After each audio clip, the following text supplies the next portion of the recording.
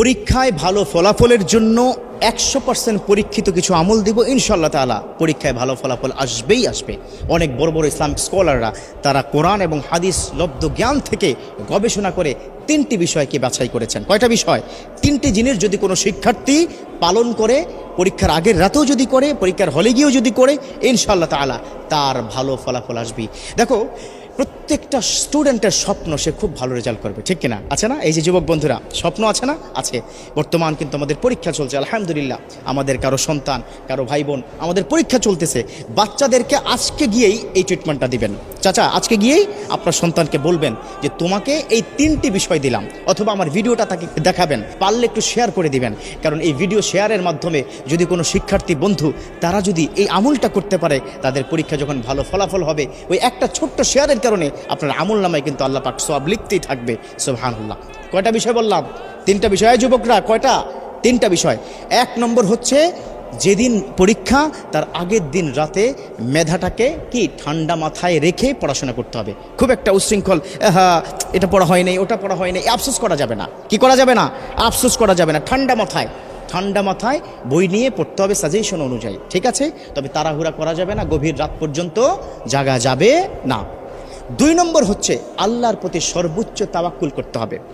বিশ্বনবী সাল্লাল্লাহু আলাইহি ওয়াসাল্লাম তিনি কিন্তু এই বিষয়টাকে খুব বেশি পরিমাণে গুরুত্ব দিয়েছেন। আর আল্লাহ পাক নিজেই তো বলে দিয়েছেন, ওমা ইয়াতাওয়াক্কাল আলাল্লাহ ফাহুয়া হাসবুহু, those the people are depend on almighty, Allah is good enough for হিম।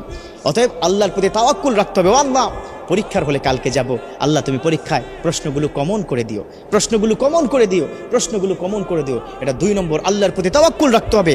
আল্লাহর কাছে চাইলে আল্লাহ ফেরত দেন না। উদউনি আস্তাজিব লাকুম, আল্লাহ পাক নিজে বলে দিয়েছেন, ও আমার বান্দারা, ও আমার গোলাম, ও শিক্ষার্থীরা, আমাকে বলো, তোমার সমস্যার সমাধান করে দিব, তোমার ডাকে আমি সাড়া দিব।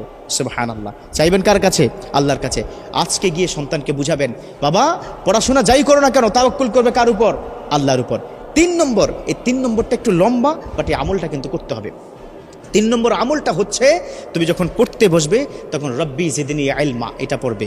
রব্বি ইয়াসসির ওয়ালা তুআসসির ওয়া তাম্মিম আলাইনা বিল খায়র, কোরআনের কিন্তু আয়াত। এটা 2 সূরা থেকে 2টো আয়াত সংমিশ্রণ করে অনেক আল্লাহর ওলিরা তাদের যারা অনুসারী তাদেরকে বলেছেন যে এই 2টো আয়াত যদি কোনো সন্তান পড়তে থাকে, তিনি যা পড়বেন দ্রুত মুখস্থ হবে এবং সেটা মাথায় থাকবে।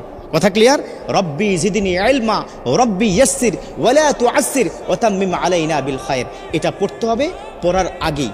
এবং সকালবেলা ঘুম থেকে উঠে মেন্টালি ফ্রি থেকে একদম ফ্রেশ হয়ে উজু করে তারপরে যা কিছু প্রয়োজন পরীক্ষার হলে যাওয়ার জন্য সেগুলো হাতে নিয়ে বিসমিল্লাহি তাওয়াক্কালতু আলাল্লাহ বলে কিন্তু ঘর থেকে বের হতে হবে। একটা টিপস দিব, সেটা হচ্ছে পিতামাতার কাছে একটু দোয়া চাইতে হবে। আল্লাহু আকবার। একটা কথা কি মাথায় রাখবে, এই পিতামাতা যদি তোমাকে দোয়া করে দেয়, পৃথিবীর কোথাও তুমি ঠেকবে না। পরীক্ষার হল তো স্বাভাবিক একটা বিষয়। এবার পরীক্ষার হলে প্রবেশ করার পরে বিসমিল্লাহ করে পরীক্ষার হলে প্রবেশ করবে। আমরা বর্তমান সময় আমরা কি দেখি, আমাদের সময় ছিল যে পরীক্ষার হলে গেলেই বন্ধু বান্ধব হই হুল্লোড়, চিৎকার চেঁচামেচি, তুই কি এটা কি পড়েছিস কিনা, এই কি ব্যাপার, কি দোস্ত তোর কি খবর, এই ধরনের কথা বলা যাবে না। একদম চুপচাপ ঠান্ডা মাথায় নিজের সিটে গিয়ে বসে আল্লাহকে ডাকতে হবে। একটা কোরআনের আয়াত শিক্ষা দিই, খুব মনোযোগ। হাসবুনাল্লাহু ওয়া নি'মাল ওয়াকিল, নি'মাল মাওলা ওয়া নি'মান নাসির, এই কোরআনের আয়াতটা পড়তে হবে। হাসবুনাল্লাহু নি'মাল ওয়াকিল, নি'মাল মাওলা ওয়া নি'মান নাসির। এবার প্রশ্ন হাতে কি পেয়ে গেছো? প্রশ্নটা হাতে পেয়ে সাথে সাথে না উল্টিয়ে 2টো কাজ করবে।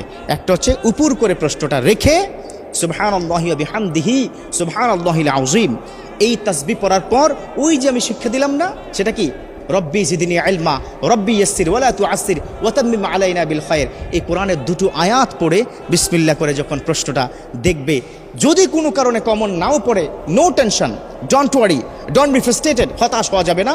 কারণ যা পড়েছে কমন সেগুলো তো লিখবেই, যা পড়ে নাই ওই লিখতে লিখতে দেখবে আল্লাহ পাক জেহেনের মধ্যে ঢুকিয়ে দিবে। সুবহানাল্লাহ। মোটা দাগে 3টি কাজ। কয়টি কাজ দিলাম? 3টি কাজ দিলাম। যদি কোনো শিক্ষার্থী সঠিকভাবে এই 3টি আমল বা এই কাজগুলো সে প্র্যাকটিস করতে পারে, ইনশাআল্লাহ তাআলা পরীক্ষায় ভালো ফলাফল আসবেই আসবে। আল্লাহ পাক আমাদের শিক্ষার্থীদের এই বর্তমান চলমান পরীক্ষায় ভালো ফলাফল করে কেরিয়ার সুন্দর করে আল্লাহ সন্তুষ্টি অর্জন করার তৌফিক দান করুক। আমিন।